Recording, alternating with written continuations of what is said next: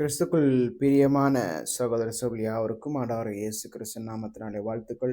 பிதாவாகிய தேவனுடையதும் கர்த்தராகிய இயேசு கிறிஸ்துவின் கிருபையும் சமாதானம் உங்கள் அனைவரோடு கூட இருப்பதாக. நாம் தொடர்ந்து வேதாகம் மந்திரம் என்ற தலைப்பின் கீழாக வேதத்தில் அநேக தேவ மனுஷர்களை தியானித்துக் கொண்டு வருகிறோம். அந்த வரிசையில் இந்த நாளில் நாம் புதிய ஏற்பாட்டில் மரியாள் என்பவர்களை குறித்து இந்த நாளில் நாம் தியானிக்கலாம். மரியாள் ஆண்டவர் இயேசு கிறிஸ்து இந்த பூமியிலே வந்து பிறப்பதற்கு ஒரு கருவியாக தேவனால் பயன்படுத்தப்பட்ட ஒரு பெண். அவர்களை குறித்து நாம் புதிய ஏற்பாட்டிலே அநேக இடத்துல நம்ம வாசிக்கிறோம். குறிப்பாக இந்த சுவிசேஷ புஸ்தகங்களே மரியாதை குறித்து எல்லா இடத்துலையும் நம்ம பார்க்கிறோம். மத்திய சுவிசேஷத்திலையும், மார்க்கு சுவிசேஷ புஸ்தகத்திலையும், லூக்காவிலும், யோவான் சுவிசேஷ புஸ்தகத்திலையும் நாம் மரியாதை குறித்து நாம் பார்க்கிறோம். அப்போஸ்தலர் புஸ்தகத்திலும் அந்த ஆரம்பத்திலே இருக்கிற பகுதிகளிலே நாம் மரியாளை குறித்து நம்ம வாசிக்கிறோம். புதிய ஏற்பாட்டிலே மரியாள் என்பவர்களை குறித்து இந்த நாளிலே நாம் மரியாள் தேவனுக்கு மிகவும் ஒரு கீழ்ப்படுதல் உள்ள ஒரு பெண்ணாக அவர்கள் இருந்தார்கள் என்று நம்ம பார்க்கிறோம். மரியாள் யோசேப்பு என்பவருக்கு திருமணம் செய்வதற்காக நியமிக்கப்பட்டிருக்கிறார்கள். அதாவது என்னன்னா, நிச்சயம் பண்ணப்பட்டிருக்கிறார்கள். இந்த யூத முறைமையில என்ன சொல்றாங்க அப்படின்னு பார்க்கும்போது, ஒரு ஆணுக்கும் ஒரு பெண்ணுக்கும் திருமணம் செய்ய வேண்டும் என்றால் என்ன பண்ணுவாங்களா, கிட்டத்தட்ட ஒரு 6 மாதத்துக்கு முன்பாக ஒரு நிச்சயம் செய்து விடுவாங்க. நம்ம ஊர்ல நம்ம நிச்சயதார்த்தம் சொல்ற மாதிரி ஒரு குறிப்பிட்ட காலங்களுக்கு முன்பாகவே ஆணுக்கும் பெண்ணுக்கும் நிச்சயம் செய்து விடுவார். பிற்பாடு ஒரு குறிப்பிட்ட காலம் 6 மாத காலம் கழித்து தான் அவர்களுக்கு திருமணம் நடக்கும். இப்போ அதே போல மரியாளுக்கும் யோசேப்புக்கும் திருமணம் செய்துவதற்காக நிச்சயம் செய்யப்பட்டிருக்கிறார்கள் என்று நம்ம பார்க்கிறோம். மத்தேயு 1ஆம் அதிகாரம் 18வது வசனத்துல நம்ம வாசிக்கிறோம். இயேசுவினுடைய ஜனனத்தின் விவரமாவது, அவருடைய தாயாகிய மரியாள் யோசேப்புக்கு நியமிக்கப்பட்டிருக்கையில் அவர்கள் கூடி வரும் முன்னே அவள் பரிசுத்த ஆவியினாலே கர்ப்பவதியானாள் என்று காணப்பட்டது. மரியாள் யோசேப்புக்கு நிச்சயம் பண்ணப்பட்டிருக்கிற அந்த காலகட்டத்திலே என்ன நடக்குது அப்படின்னு பார்க்கும்போது, மரியாள் பரிசுத்த ஆவியினால் நிரப்பப்பட்டிருக்கிறார்கள் என்று வசனம் சொல்லுகிறது. லூக்கா 1ஆம் அதிகாரம் 34வது வசனம் பாருங்க. அதற்கு மரியாள் தேவதூதனை நோக்கி, இது எப்படி ஆகும், புருஷனை அறியேனே என்றாள். இதற்கு முன்பு நம்ம பார்க்கும்போது 26வது வசனத்துல நம்ம பார்க்கிறோம். 6 மாதத்திலே கப்ரியேல் என்னும் தூதன் கலிலேயாவில் உள்ள நாசரேத் என்னும் ஊரில் தாவீதின் வம்சத்தனாகிய யோசேப்பு என்கிற நாமமுள்ள புருஷனுக்கு நியமிக்கப்பட்டிருந்த ஒரு கன்னிகையின் இடத்திற்கு தேவனால் அனுப்பப்பட்டான். அந்த கன்னிகையின் பெயர் மரியாள். மரியாள் ஒரு கன்னிகையாக இருக்கிறார்கள். அந்த கன்னிகையாக இருக்கிற மரியாள் இடத்திலே கப்ரியேல் என்ற ஒரு தூதன் அனுப்பப்படுகிறான் என்று தாவீதின் வம்சத்திலே யோசேப்பு என்பவருக்கு நியமிக்கப்பட்டிருந்த ஒரு கன்னிகை. அந்த கன்னிகையாகிய மரியாள் இடத்திலே தேவதூதன் வந்து என்ன சொல்லுகிறார்? 28வது வசனம். அவள் இருந்த வீட்டிலே தேவதூதன் பிரவேசித்து, கிருபை பெற்றவளே வாழ்க, கர்த்தர் உன்னுடனே இருக்கிறார், ஸ்திரீகளுக்குள்ளே நீ ஆசீர்வதிக்கப்பட்டவள் என்றான். அந்த இடத்துல மிக அருமையான ஒரு வசன பகுதி. கர்த்தர் உன்னோடு இருக்கிறார், ஸ்திரீகளுக்குள்ளே நீ ஆசீர்வதிக்கப்பட்டவள். மரியாள் ஸ்திரீகளுக்குள்ளே ஆசீர்வதிக்கப்பட்டவர்களாக இருக்கிறார். ஏன் அவர்கள் ஸ்திரீகளுக்குள்ளே ஆசீர்வதிக்கப்பட்டிருக்கிறார்கள்? இந்த உலகத்தை ரட்சிக்க போகிறவராகிய ஆண்டவர் இயேசு கிறிஸ்து அவர் மூலமாக இந்த உலகத்திற்கு வரப்போகிறார். உலகத்திலே அந்த காலகட்டத்தில் அநேக பெண்கள் இருந்திருக்கிறார். ஆனால் அந்த பெண்களுக்குள்ளே தேவனால் மரியாள் தெரிந்து கொள்ளப்படுகிறார். அதனாலதான் அவர்கள் ஸ்திரீகளுக்குள்ளே ஆசீர்வதிக்கப்பட்டிருக்கிறார்கள். லூக்கா 1ஆம் அதிகாரத்திலே நாம் பார்க்கும்போது தேவதூதன் மரியாள் இடத்திலே வந்து சொல்லுகிறார், நீ கர்ப்பவதியாகி ஒரு குமாரனை பெறுவாய், அவருக்கு இயேசு என்று பெயரிடுவாயாக.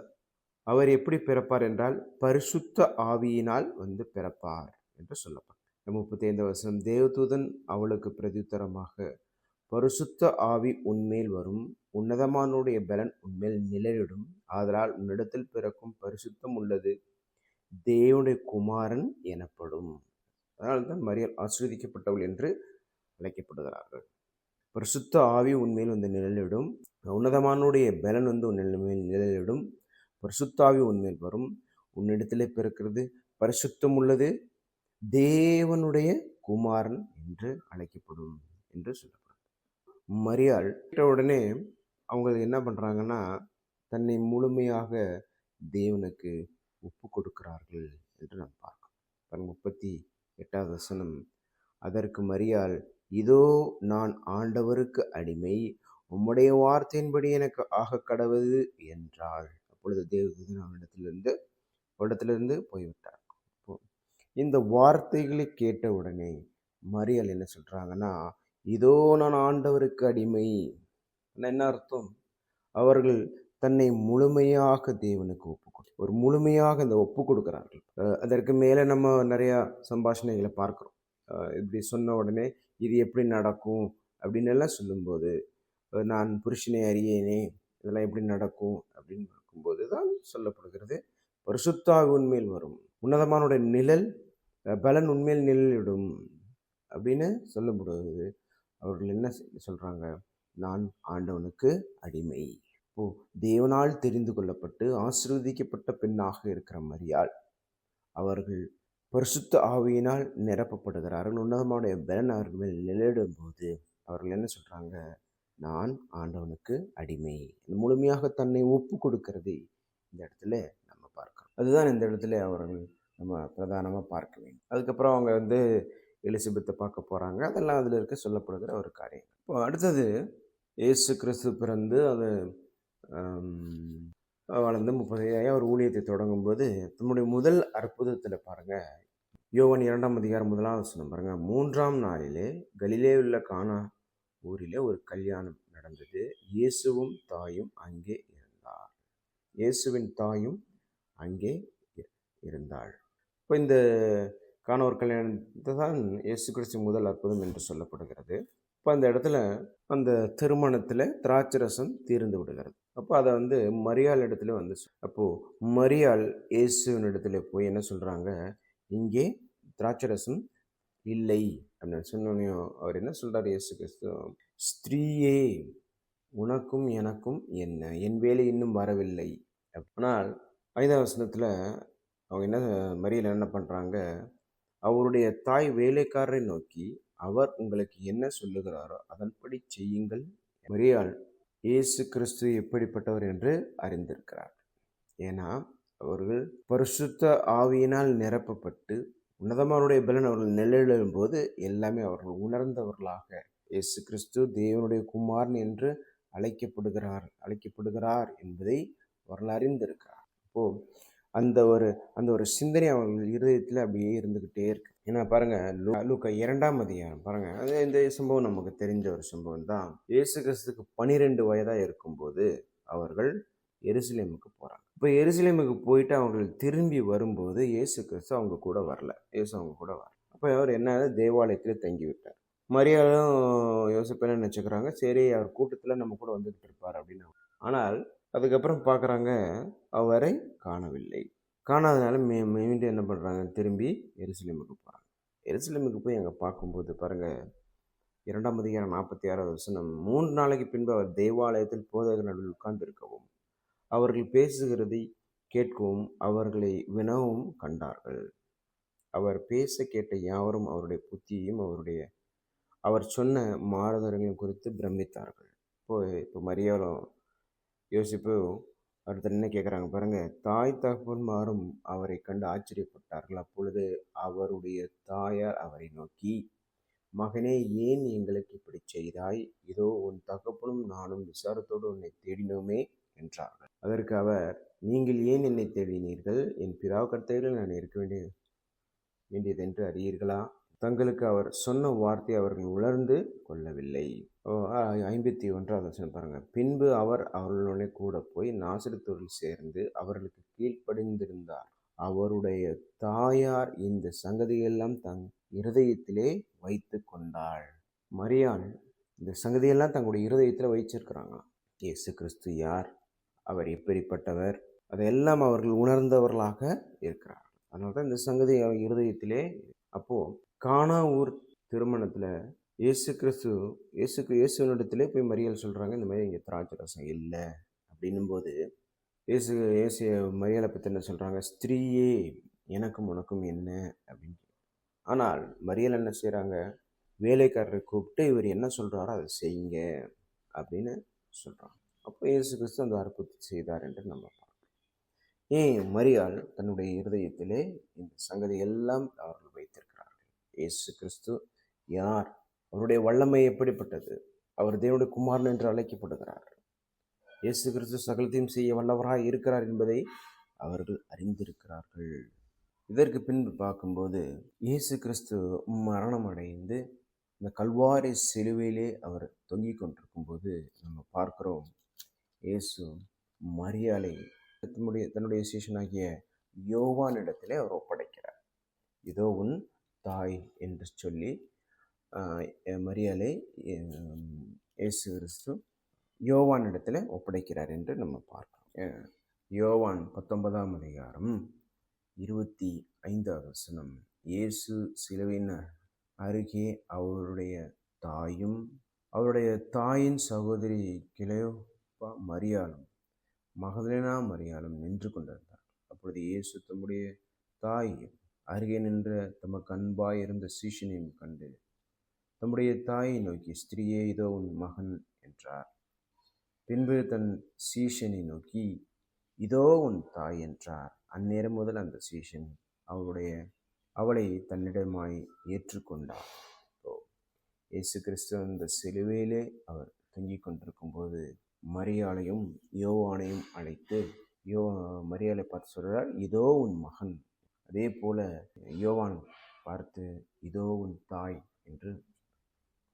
அப்போ அந்நேரம் முதல் அந்த சீஷன் அவளை தன்னுடைய தாயாக ஏற்றுக்கொண்டார் என்று.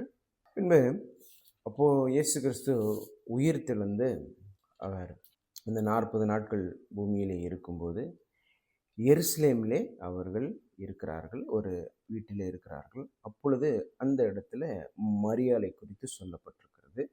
அவர்கள் இயேசு கிறிஸ்து யார் என்று அறிந்திருக்கிறார்கள். இயேசு கிறிஸ்துடைய சிறு வயதிலிருந்தே மரியாளுக்கு இதையெல்லாம் நன்றாக அவர்கள் உணர்ந்தவர்களாக இருக்கிறார்கள் என்று நம்ம அப்போஸ்தலர் 1ஆம் அதிகாரம் 14வது வசனம் பாருங்க. அங்கே இவர்கள் எல்லோரும் ஸ்திரீகளோடும் இயேசுவின் தாயாகிய மரியாளோடும் அவருடைய சகோதரரும் கூட ஒருமனப்பட்டு ஜெபத்திலும் வேண்டுதலும் தரித்திருந்தார்கள். இயேசு கிறிஸ்துடைய சீஷர்கள் அவர்கள் எல்லோரும் எருசலேமில் இருக்கிறாங்க. அந்த இடத்துல பார்க்கிறோம், இயேசுடைய தாயாகிய மரியாளும் இருக்கிறார்கள். அவர்களும் அந்த ஜெபத்திலே இருக்கிறார்கள் என்று இந்த இடத்துல ஜெபத்திலும் வேண்டுதலிலும் தரித்திருந்தார்கள். இயேசு கிறிஸ்து உயிர்த்து எழுந்து அந்த 40 நாட்கள் இருக்கிற காலம் வரைக்கும் அந்த உன்னதமானுடைய அதாவது பரிசுத்த ஆவி இறங்குகிற அந்த காலகட்டத்திலே, சீஷர்களிடத்தில் இறங்குகிற அந்த காலகட்டத்திலும் அவர்களோடு இயேசுவின் தாயாகிய மரியாளும் இருந்திருக்கிறார்கள் என்று. இதற்கு அப்புறம் மரியாளுடைய அந்த வரலாறு அவ்வளவா இல்லை. அப்போ இந்த நாளிலே மரியாளிடத்திலிருந்து நாம் கற்றுக்கொள்ளக்கூடிய ஒரு பாடம் என்ன? முதலாவது பார்க்கிறோம், அவர்கள் தன்னை தேவனுக்கு ஆண்டவருக்கு அடிமை என்று அவர்கள் அந்த ஒரு சிந்தனை நம்ம இடத்துல இருக்கணும். நாம் தேவனுக்கு முன்பாக மிகவும் தாழ்மையுள்ளவர்களாக நாம் நடக்க வேண்டும். மீக 6ஆம் அதிகாரம் 8ஆம் வசனம் பாருங்க. மனுஷனே நன்மை என்னதென்று அவர் உனக்கு அறிவித்திருக்கிறார். நியாயம் செய்து இரக்கத்தை சிநேகித்து உன் தேவனுக்கு முன்பாக மனத்தாழ்மையாய் நடப்பதே அல்லாமல் வேற எண்ணத்தை கர்த்தரிடத்தில். அப்போ தேவனுக்கு முன்பாக தாழ்மையாய் நடப்பது ரொம்ப ரொம்ப அவசியம். மரியாள் அப்படிதான் இருந்திருக்கிறார். 2வது என்ன அப்படின்னு பார்க்கும்போது, தேவனுக்கு நம்மை முழுமையாக ஒப்பு கொடுக்க வேண்டும். நாம் முழுமையாக தேவனுக்கு ஒப்பு கொடுக்க வேண்டும். எப்படி நம்ம ஒப்பு கொடுக்க முடியும் அப்படின்னு பார்க்கும்போது, ரோமர் 12ஆம் அதிகாரம் 1 வசனத்தில் வாசிக்கிறோம், அப்படி இருக்க சகோதரே, நீங்கள் உங்கள் சரீரங்களை பரிசுத்தமும் தேவனுக்கு பிரியமான ஜீவ பலியாக ஒப்பு கொடுக்க வேண்டும் என்று தேவனுடைய இரக்கங்களை முன்னிட்டு உங்களை வேண்டிக் கொள்கிறேன். இதுவே நீங்கள் செய்யத்தக்க புத்தியுள்ள ஆராதனை. இப்போ நாம் புத்தியுள்ள ஒரு ஆராதனையை நாம் ஏறெடுக்க வேண்டும் என்றால் நாம் நம்மை தேவனுக்கு ஜீவ பலியாக ஒப்பு கொடுக்க வேண்டும். மரியாள் தன்னை முழுமையாக அவர்கள் ஒப்பு கொடுத்தார்கள் என்று நாம் பார்க்கலாம். அதே போல நாமும் தேவனுக்கு நம்மை முழுமையாக ஜீவ பலியாக ஒப்பு கொடுக்க, இதை தான் நம்ம மரியாளிடத்திலிருந்து நாம் கற்றுக்கொள்ளுகிறோம். உங்கள் பொறுமையான கவனத்திற்கு நன்றி. தேவன் தாமே உங்கள் ஒவ்வொருவரையும் ஆசீர்வதிப்பாராக.